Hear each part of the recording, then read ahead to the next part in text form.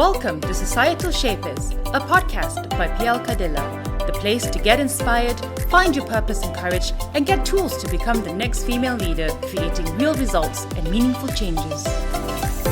Okay, so since the recording is going, so I think we can start the session by introducing you first, Gus. So for everyone who's actually watching, Augusta and I go way back from uni days. So we studied together, we did the same course, and we've always dreamt of wanting to do something together. And she lives all the way in the UK, and I live here in Malaysia. And for some weird reason or just fate, the time that we are on lockdown, the opportunity just came about. So I think this is a really, really amazing time and space which we've managed to come together. So Augusta, please introduce yourself. Thank you, darling PL. So, as PL said, we've known each other for such a long time. I'm not even going to say, it'll just make us sound a bit old. But yes, I'm of Nigerian origin, but I'm UK based. And in the UK, I'm a property entrepreneur. And I specifically have to say property because all of my businesses, and I have 3 businesses that I run alongside, my business partners are my mother and my husband. But they're all property businesses. So my main role is a mortgage advisor. And I don't know what the situation is with regards to mortgages in Malaysia, but in the UK, there's a massive mortgage. Most people buy things through loans. So I give advice around that kind of stuff, especially on the specialist, more complicated end. I also have a property development business. And when we develop the houses, when we're not selling them, we keep them and run them as short lets. A short let being, Airbnb, Booking.com. And so that's what we do over there. And we're looking at more businesses, but those are the 3 that are operating right now.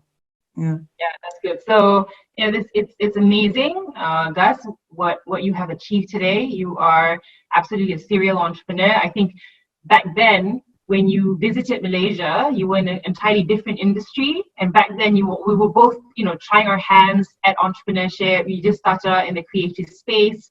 I was in the skincare business. We'll speak more about it if there's an opportunity that comes up tonight. But I think that was just like introducing Augusta's background and basically how we met. So we have more people joining now. We have Jamie and we have Kumathi. Welcome to the session. Thanks so much for being on time. And so we're just about to get into the meat of the stuff, right? So giving a bit of context, why we decided to do this podcast is because Augusta, you should tell the story of what happened to you and how you're stuck and how we actually got together, right? So why don't you tell a bit of that story? Okay, cool. So I got married in February. Which is great, and literally I feel like we just kind of got it in before Corona kind of ravaged through the whole world. But we had an amazing wedding in February, and then we had the opportunity to come to South Africa in March. And I was on the fence a long time about it. I was like, should we go? Should we not go? Should we go? Should we not go? And then finally decided that I needed to go. I needed to be away. I needed to go get some clarity. And I figured it was going to be the last time I was going to go away for the rest of the year because, we are on we've got some really steep targets for the businesses this year. And we want to start another business by the summer. So I thought, let's just get this done. So my husband, he reluctantly came with me. So we got to South Africa. And they did cancel our original flight, but they managed to put us on an even better flight, So I was like, okay, great. So we came here to South Africa, started in Johannesburg, then worked our way to Cape Town, did a bit of safari. Actually had an amazing 2 weeks, especially the weekend. The final weekend was a lovely, very romantic weekend in a nice part of Cape Town called Franschhoek, which I recommend visiting if you're ever in Cape Town. And then last week or the week before, it was actually a couple of weeks ago now, we went to the airport to try and come back to the UK. And we were in the airport 6 hours a day for 3 days straight. And finally, just when we thought we were about to board, they arrived and said, look, South Africa's gone into lockdown and the airspace over South Africa is closed and you have to stay here for 21 days. So good luck, go figure it out. And, Nick and I were like, oh my gosh, like, what do we do now? So made some calls, found a place to stay. And we've been there. I've been here since. And so, look, the airspace is supposed to open on the 17th, but we don't know if that's going to happen. Our best bet of going back to the UK is repatriation flights being organised by the UK government. That's our best bet. So, you know, we're here trying to make the most of it. And then, so, you know, I posted a video about this just because, you know, my family members, lots of them don't travel. The ones that do travel, for some reason, believe it or not, Afrocentric, but because they live in the UK and the United States, was super stressed out about the fact we're in South Africa. But, you know, I feel like I've been preparing for this trip my whole life. I've spent months away from the UK in various countries all around the world. So I posted a video basically saying, guys, don't worry about me. Worry about yourselves. Like, I'll be fine. I'm in a safe place. I'm doing a lot of growing where I am. And you know, PL and I entered into conversation about this, hence, you know, our session today, you know? Yeah, exactly. So, you know, from Augusta's video, which spoke about perspectives, and that's how the idea of this segment with Augusta on perspectives was basically born. So it like spur of the moment, opportunity came up, this is the silver lining, we're all stuck at home. How can we best add value to ourselves? And also, how can you best take the opportunity to see what basically comes? And I think, you know, what I wanted to highlight as well, as Augusta was telling a story, is that she's such a go-getter, right? She's such a, I'm gonna get things done, I'm gonna get things done. And that's just, you know, a really, really strong example of the masculine energy, right? That I think for a lot of us, before the lockdown, you know, we all had been harnessing this masculine energy, which is go, go, go, do, get things done, and then move on. And we haven't really had time to stop and think or just be, you know, and let go of control, which is what the feminine energy is all about. So we're going to talk about that in a little while. But before we get into that, one of the reasons how feminine versus masculine all came into play was because I was, at the time when I had that call with Augusta, we just had that whole drama with the Malaysian Women Ministry, who had posted all these posters about how women should behave when they're at home, you know, having the Doraemon voice, wearing makeup, etc., and all that. So I think, you know, it was just a discussion about this is what's happening here in Asia. And I think, you know, Augusta had her own perspective in terms of, you know, what she felt that, okay, there's some parts about it which is, you know, on so many levels wrong, but she said there's some parts which I actually understand why, or maybe that was the angle of where the Women Ministry was coming from. So maybe, Gus, you want to share a bit more about that perspective that you have? Absolutely. I mean, look, when PL told me about the comments that were made by, what was it, the Ministry of Women, Family and Community. Women, Family and Community, which is such an interesting ministry because I don't think we have anything like that in the UK. It's such an interesting ministry. But, you know, and she came along and said those things. And I obviously seen a lot of the memes that are going around about this. And I can't understand the language, but I understand the sentiment. And, you know, it's quite hilarious, you know, the whole idea that, you know, as women, you know, we should like, oh, hello, husband, please. Like, you know what I mean? Like, in this day and age, it's like ridiculous. It's like super dangerous. You know, you've got daughters to be given that kind of message. And so, you know, I get the shock. I completely get the shock.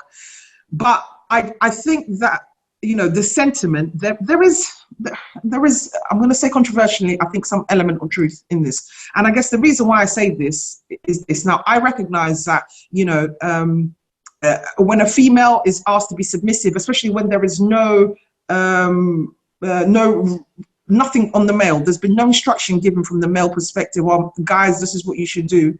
I think that's really the problem here. And so it was a very one-sided bit of advice, you know, and maybe because it's this Ministry of Women, I think that's the problem. Maybe the ministry is titled incorrectly and it should be, you know, it's sort of, it should be, but focus on family and family, you know, family abundance and family peace. But the problem is, A, she didn't mention men in her instructions, and I think that's the major problem. But having said that, I mean, this is the one thing I was discussing with Piana. She's right, completely. I'm a go-getter. You know, when I met my husband, he was alpha, like alpha as hell. He was, you know, a man's man. He didn't put up with rubbish. I had male friends at the time. He made it clear. He's like, look, men are friends with women. There's no such thing as platonic relationships. If they're your friend, they're waiting for their chance to jump on you. Okay, so it's not like I stopped talking to guys. It's not controlling, but these friends, we had to equate what they were. And if you were a male and you were my friend, you had to be my husband's friend, and that's the only way that these relationships have been able to cultivate. So very early in our relationship, we had this constant clash where, you know, he's super alpha, I'm alpha, I'm the staunch feminist, I believe in women's rights, I believe in opportunities for women, I have an all-women workforce in my advisory business. You know, I get really peeved off when guys think they can turn up in property and you know, be very sexist. But at the same time, I found that the only way that our relationship has been able to thrive and grow and develop, and even for me to be the boss I am today, and I've become that boss in the 3.5 years that I've been with Nicholas, I have had to, there's been an element of submission on my part. On my part. He is physically stronger than me. Yeah, he is, you know, there are so many things that, you know, from a home we control. You know, I probably got more control over the finances. I probably got more control over the holidays that we make and so many things. But I recognize him as head of our household. And I think that that's the only way that there's peace. Me competing for that space, all it does is a constant kind of a calamity in a home that no one needs. And no one helps. And it's not like he stops me from being an entrepreneur. It's like he stops me from bringing forward ideas. He respects my views.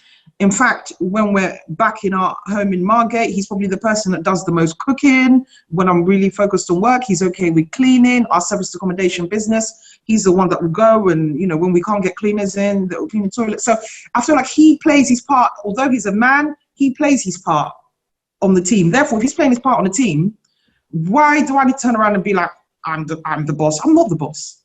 He's the head. I'm a powerful neck. You know, I'll control the direction, but he's the head of our household. And I feel like, you know, in this day and age with, you know, there's so many convoluted ideas about what feminism should be. And I don't think feminism is about making a man look weak or small or in the corner. I don't believe that's what feminism should be about. Feminism is about women having the choice to be who they want to be. If you want to be a boss, be a boss. If you want to be a mum, be a mum. If you want to be a wife, be a wife. If you don't want to be a wife, don't be a wife. I think it's about giving females choice, giving them education to make informed choices. But I just don't think it's about, you know, about making men weak, low, or submissive. But then similarly, I don't think that women should be, you know, made to feel small at all in their homes and in their relationships, you know? Yeah, I agree. And I think, you know, from this experience that you've drawn upon, Augusta, because I am also now in my second marriage. So for many of you who might, you know, not know me, I'm today married to a Dutch guy, and he has 3 kids in his previous marriage, and I have, you know, 2 of my own kids. And I think, you know, what really taught me in my first marriage, or maybe, you know, the fact that we were not able to be together because there was a lot of clash of personality, but also at that time I was young and did not understand about the feminine energy and the masculine energy. And I think that's why it's so important for us to bring this now, so that people can actually understand it as a strategy and harness the positives of the feminine and the masculine energy. So just to bring back how, you know, at that time in my marriage, you know, we were always at loggerheads in terms of our personal opinions, in terms of, you know, what path or family direction I would imagine our family taking, and his was, you know, very different. But instead of being able to communicate that, instead of being able to understand, you know, how do I play this music or to the dance, or to be able to find that balance in terms of when is the right time for me to communicate, I was constantly had a lot of masculine energy in me and was very confrontational back then. And I think that's one of the reasons which I find that is very useful today, not just in my relationship with my ex-husband, but also with my mother, for example. So she's a very strong alpha female. And so when you have a strong personality, whoever that may be, either your parents, your siblings, your boss, your colleagues, etc., or even friends, you know, there'll be a point where you find, okay, you know, this is we have a tensed relationship, that people are a bit more confrontational than the others. So how do you play this without it affecting yourself and making yourself feel small and feeling insecure? How do you take that control and understand how am I able to draw upon this strategy, and then be able to, okay, I'm going to stop right now, and I'm going to take control of the situation, and I'm going to draw upon the feminine energy, which, before this, from the marketing material, I did share some of the natural feminine energy, the positives of it, which I'm going to pull some of it out now. So for example, like understanding, tenderness, kindness, intuitiveness. So, if you understand what are the natural feminine energy, you're able to immediately take control consciously, proactively, and say, okay, I'm not going to fight this battle because it is not a battle to be fought. And then, be at the moment, be present, and understand where is this coming from, right? Is it a power play? Is this person actually feeling insecure? And if this person is feeling insecure, why are they feeling that way? So how do you, tone down, bring out your feminine energy and tone down your masculine energy? I think this is so important, because this is what I am today practicing in my second marriage. And I have to say, the ability to have this control and to be able to understand these two energies is amazing, because I have, I don't know how long my marriage is going to last. And so you wouldn't know how long your marriage is going to last, right, Augusta? We hope that it will last forever for any relationships that we're in. But the point is that, what matters is at the time, or in the time that we are together with our partners, we want to make it the best relationship. Right? This is the 100% the best times of our lives, and is the best relationship. Even if it doesn't work out, when we look back, those were the best moments that made us the person whom we are today, after that. So I think that's really a really important point, and I hope you guys can have a lot more takeaway from that. And I think Gus, do you want to share a bit more in terms of, like, because you and your husband now are business partners? Yeah. Right? Yeah. And so you don't just like work together, and you see each other every day, because you don't have like separate offices, right? So some people, husband goes away, wife goes away, and then we're kind of like doing our own thing, and then we come back in the evening and we're like, okay, things are fine. But then for people like you, and the reason why I want to bring this up, because now in the lockdown, as we have seen in China, for example, the divorce rates have gone up, because all of a sudden everyone's just like stuck in each other's spaces. And this part of the other person just comes out, the child or the inner child in this person, the tantrums and everything. You're like looking at this 50-year-old guy, and he looks like he's 5. He's acting like he's a 5-year-old, and you're like, where did that come from, right? In the last 5 years of my marriage, 15 years of my marriage, like, where did this come from? So I think, so how have you managed to balance that? And I know now for the lockdown, you have no problems at all.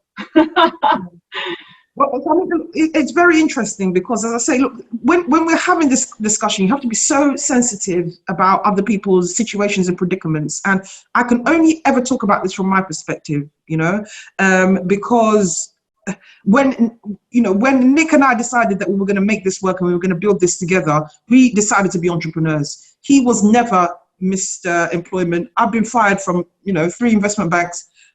We're not employable.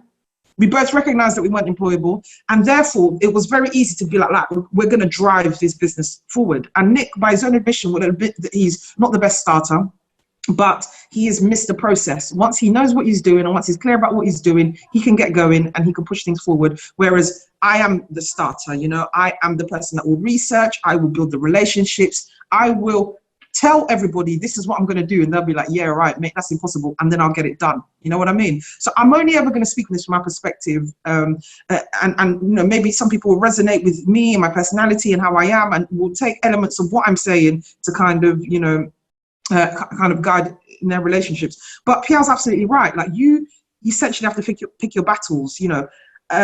Being the woman I am today, Nick's family was able to embrace me, because he definitely improved aspects of my life. But with him coming together with me, he was able to organize his thoughts and his ideas and his abilities in a way that he wasn't able to do before he met me. So we both were adding value to each other's lives, And so when, we came together, I was already a feminist. My family recognized me as this feminist go-getter. My husband recognized me as that. My husband's family recognized me as that. It's not like people were like, is this girl shy or timid? They knew who I was. And I think if you carry that energy, you carry that energy. It's something that you can't really hide. You can't hide being a go-getter. You can't hide being a super organized person. It comes out in every aspect of your life. You know, it comes out in how you live and who you are and how you relate to people. But I think definitely, yeah, let's bring it to something which is a lot more relatable to people, right? So let's say, for example, you're in an argument, you're in a space where you're just like arguing over something. So how do you know at that point, like, I'm going to back off? Like, how do you mentally or consciously know that point? I think it depends, and I think there's kind of two types of arguments. When I say two types of arguments, I think there's two types of environments where you're arguing, okay? There's the daily stupid arguments that don't really matter, you know it doesn't really matter, or whatever. And then there's arguments when you're in a high, tense environment. And I think that quarantine definitely falls into this second thing, where normally on a day-to-day basis, he might do something, or he might use this spoon and put it in a sink, and you're like, oh my gosh, it takes 2 seconds, why didn't you wash that spoon out? And, you know, you could be like, oh, why didn't you wash the spoon out? And then wash the spoon and you're done. But then that kind of argument in quarantine is not really about that spoon in the sink. It is about, I can't believe I'm stuck here with you. And I'm not going to sit here and be like, oh gosh, I'm a saint. Like, we have had arguments. You know, the first day of quarantine, it was like, oh my gosh, it was absolutely crazy.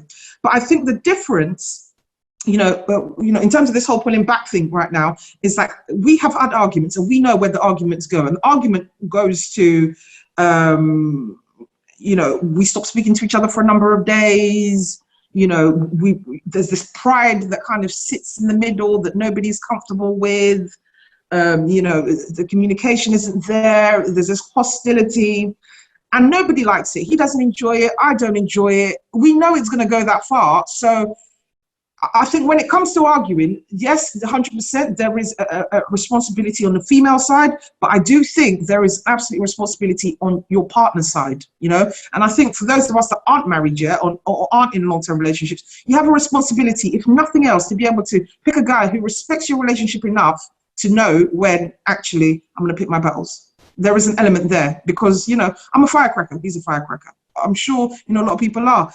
But in terms of holding things back, I think, if I'm honest with you, I think in a lot of times, you know, it's about how we communicate. And I think that if something bothers you, I don't think you should always hold it in, because women have this tendency sometimes that they're bothered about one thing and then they make it sound like it's something else. So, you know, take for example, I told him I didn't want anything for my birthday, so he buys me nothing for my birthday. And instead of me saying, oh, but I did want something for my birthday, you're like, you left your shoes over there. And then it becomes about what it isn't, you know? And Nick will definitely admit himself that when I annoy him, he'd rather have it out with me. He'd rather just have it out, 5 minutes. That was really annoying. You did that. Don't do that. Same thing. Yesterday, we prayed. I felt the spirit of God to pray. I said, Nick, let's say a prayer. We said a prayer. I said, oh, don't you want to say any words? And he was like, oh, I pray every day. You needed to pray. And I was like, what? And we literally just came out of prayer. And I was like, what? And he was like, look, let's call. I said, yeah, look, well, at the end of the day, I'm not going to get into an argument, but I didn't like how you said that. It's done. There's no need to argue. I didn't like how you said that. Okay, we move on. And I think sometimes you just need to get it off your chest. It doesn't need to blow into a big argument. You just need to be like, look, I don't like that. And then back off. You know what I mean? And then it's in there, it clears the air. And then, you know, you shouldn't wait too long. Maybe 5 or 10 minutes later, then you can be like, oh, look what's on TV. Oh, yeah. Babe, would you mind passing me that? You just need to be able to just say it and move on. And that's how we have been able to have a kind of a healthy relationship when it comes to like arguments, you know? Yeah. So I wanted to bring this back to the audience also, right? So you're listening to, you know, Augusta and I banter about the feminine and masculine energy. So an exercise for you, which you can fill up in the chat box, you know, as we continue the session, is, you know, what do you feel? Can you identify which is your more dominant energy? Is it your feminine or your masculine energy? And what do you struggle the most with in terms of being able to harness your feminine energy or your masculine energy when you are faced with confrontation, for example? So it could be a friend, it could be a family member, it could be a colleague at work. So, you know, when you are faced with these kinds of moments, what do you draw upon? The feminine energy or the masculine energy? right? So do share it in the chat box, because I just want to understand if you guys, are following us. And also because, some guys, so for example, like Nick, he is quite mature to an extent. With my husband, Chris, he's also very mature to a certain extent. So men who already have that level of maturity, then you can sit down and talk to them. But what about, men who don't have that level of maturity? So I'm referring to men because I'm a girl, so I'm a woman, so I would obviously refer to the opposite sex. But the point is that when a person has not reached that level of maturity, how do we communicate this to them, right? Why don't we find a way to communicate the concept of feminine and masculine energy and say, how you are behaving right now is the negative effect of the masculine energy. So, for, going back to the image which I shared yesterday on finding the balance. So the negative side of masculine is when, the person becomes a perpetrator. They have abuse of power. They become confrontational. They start to criticize. They become abusive. And so these are the traits which we see that typically happens within in men. But it also happens with women. So we must not forget that women can also have a lot of strong masculine energy within them, and they can also become abusive. So obviously the stories are not as jarring as male abusive, but female abuse is there. And so this is actually a harnessing of their masculine energy. And so I think, if you can share in the comment, then we can get this a bit more engaged with you guys, because there's another strategy which I wanted to talk about in terms of the 6 human needs before we get there. But yeah, so Gus, do you have anything else that you wanted to share? Because otherwise then I can move into the 6 human needs categorized by Tony, and then we can talk about that. Yeah, I mean, really just to round up, I think you kind of hit the nail on the head. And I think to have a healthy long-term relationship, there needs to be an element of maturity. There needs to be a decision for both of you to want to work through things. Because if that desire isn't there, we're, always going to be in a situation where there is that about, and, not everyone has the same personality. Some people are, quite submissive and don't really want to argue, but that's not too healthy either. There needs to be a bit of a balance there. I mean, before we move on to the needs, I think the one thing I just wanted to point out is that, with feminine energy really being about being still, and about, kind of accepting and kind of being at peace, and this aggressive moving energy, I think that one of the most challenging things about what's happened over this last few weeks with this coronavirus is that a lot of us have had to inhibit that. A lot of us haven't had the ability to go do the go. We've all had to kind of be still, and I think that that's kind of one of the biggest challenges in society, because a lot of the time when you're forced to be still, there's a lot of anxiety that comes with it. Oh my gosh, should I be doing what should be happening? Am I going to lose my job? And I think that's one of the most challenging things about our society today. When it comes to feminine energy or being still or just being, is that then you're left with your thoughts, and people just don't like their thoughts a lot of the time. The thoughts scare them a lot. But I think we'll touch on that more when you move on to this next segment. Yeah, exactly. And I think coming out of the crisis as well, because we've been living in the last decades, if not century, in a very masculine world. The world has been filled with the masculine energies, from wars, from the geopolitics that we see today, from decision makings from businesses who are all about profits. Let's just get and then run on debt and run. So all this is actually very masculine energy, and this is where Mother Nature, even the fact that we use the word Mother Nature that takes care of our planet as Mother Nature, that's a feminine energy that we have all kind of gotten complacent, forgotten about it. And this is where I think, it is a way from the universe saying, stop, we need to balance the unbalanced energy that's happening in the world today. So I think that's really, really interesting. Thank you so much for listening in. If you liked it, give it a thumbs up, subscribe, leave a comment, and share with your friends. Be sure to tune in to the next episode. And to find out how to be part of Societal Shapers, head to www.feisty.com. www.plcadilla.com and check out our coaching programs. Catch you soon!